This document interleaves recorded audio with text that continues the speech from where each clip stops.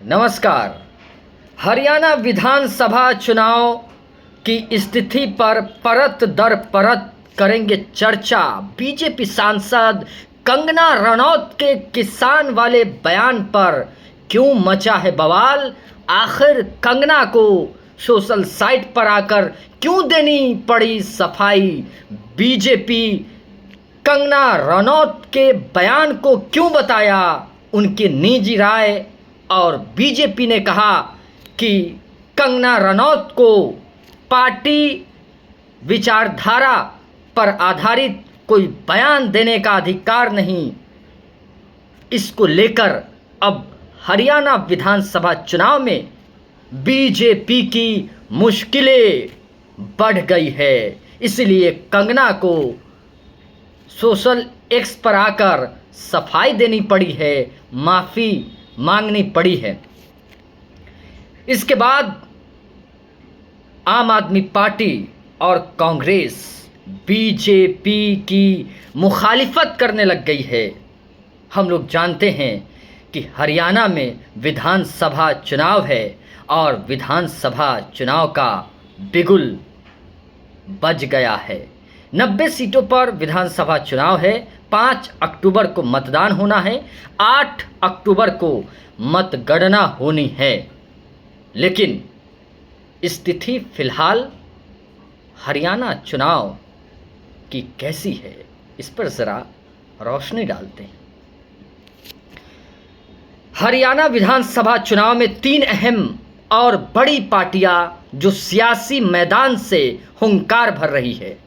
पहली party Bharatiya Janata party, दूसरी party Congress, आम आदमी पार्टी तीसरी पार्टी बन चुकी है। बसपा और तमाम पार्टियां भी अपनी अपनी किस्मत सियासी जंग में आजमा रही है। ऐसा सियासी पंडितों का मानना है कि अगर दलितों जाटवों के वोटों का ध्रुवीकरण होता है तो ऐसी संभावना जताई जा सकती है कि हरियाणा में फिर से बीजेपी की सरकार बन सकती है। इसमें कोई निसंदेह नहीं है। ये भी राजनीतिक पंडितों का ये मानना है कि अगर दलित और जाटव यानी जाट एक साथ वोट करते हैं तो हो सकता है कि हरियाणा में कांग्रेस की सरकार बन सकती है। इसमें कोई संदेह नहीं है। इस बात को लेकर चर्चाएं तेज हो गई है। सियासी मैदान में चर्चाएं परवाज भरने लगी है। 10 साल से लगातार हरियाणा में बीजेपी की सत्ता है और आपको ये बात याद होनी चाहिए कि कुछ साल मतलब 1 साल पहले नूंह में, हरियाणा के नूंह में एक सांप्रदायिक हिंसा हुई जिसने नायब सिंह सैनी और बीजेपी सरकार पर सवाल खड़ा कर दिया था और तुष्टीकरण का आरोप लगा था। पहली बात। दूसरी बात, विनेश और बजरंग पुनिया ने जंतर मंतर के बूते बीजेपी को घेरने की कोशिश कर रहे थे। आपने जंतर मंतर की तस्वीरें भी देखी होंगी, ये छुपी बात नहीं है। भारतीय जनता पार्टी के नेता बृजभूषण शरण सिंह पर विनेश ने यौन शोषण के संगीन आरोप लगे।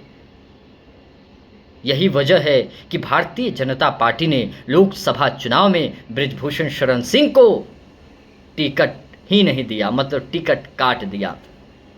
नतीजा ये हुआ कि आज बृजभूषण शरण सिंह सांसद नहीं है। अगर जाट इस मामले से आहत हुए होंगे या आहत हो गए होंगे तो हो सकता है कि जाट अगर कांग्रेस की तरफ एक साथ मिलकर आ जाते हैं तो ये उम्मीद है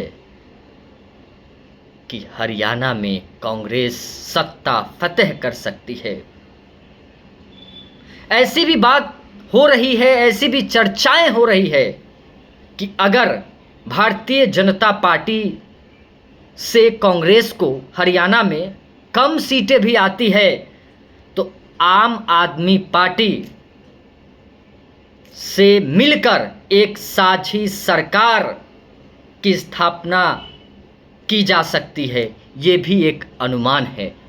लेकिन अब देखने वाली बात होगी कि बीजेपी क्या जाटवों को अपनी तरफ खींचने की कोशिश में सफल हो पाएगी। कंगना रनौत के बयान से हो सकता है हरियाणा के किसान नाराज हो गए हों। अगर हरियाणा के किसान नाराज हो गए होंगे तो ये बहुत बड़ी उम्मीद की तरह इस बात को देखी और समझी जा सकती है कि बीजेपी चाय में चीनी कम हो सकती है और सत्ता से नदारद हो सकती है, सत्ता से अलग हो सकती है, सत्ता गंवानी पड़ सकती है।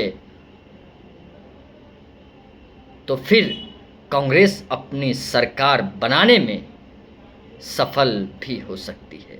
इस तरह की तमाम अटकलें सियासी गलियारे में लगाई जा रही है।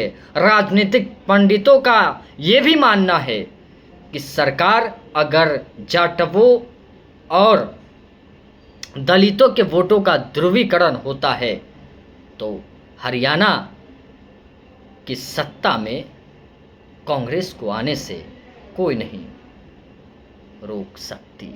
ये भी बात हो रही है। लेकिन हमारी पैनी नजर रहेगी 8 अक्टूबर की मतगणना पर और ये भी हम देखेंगे कि सरकार कैसे बनती है और किसकी साझेदारी से, किसके समर्थन से, और कौन होगा हरियाणा का बादशाह। सुफियान को दीजिए इजाज़त। नमस्कार।